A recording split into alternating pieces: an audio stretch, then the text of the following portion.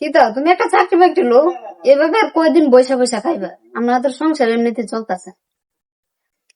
আচ্ছা অকল খানো গেলাম তাহলে এক জায়গার দিকাই আমার পরিচয় মানুষ আছে কেন চাকরি দে আচ্ছা যাও দেখে, কে দিকাই যান। তাড়াতাড়ি আইও। আচ্ছা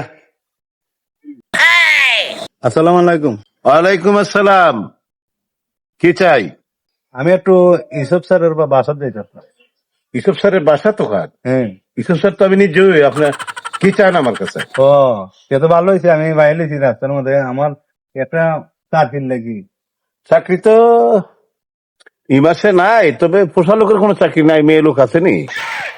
আমার চাকরিটা দিলে একবারে খুবই একটা। আরে মেয়ে, তুমি কথাটা বুঝতেছে না কেন?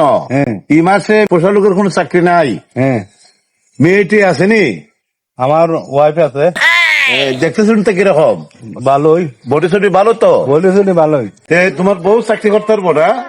কথার বস আর কি আচ্ছা, ইয়ে কিতা ফিক্সার বডি কিরকম? একবারে 10 জনের মধ্যে একজন। আচ্ছা, তাই এমনি না পেয়ে ভাতারা খতকা নেবে? 300 হইব 300। হ্যাঁ, এই ধরনের মেয়েরই দরকার।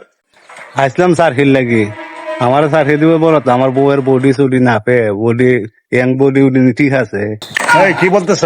না খুঁজতো না। তাহলে ঠিক আছে, কালকে 8টার সময় নিয়ে এসো, ঠিক আছে?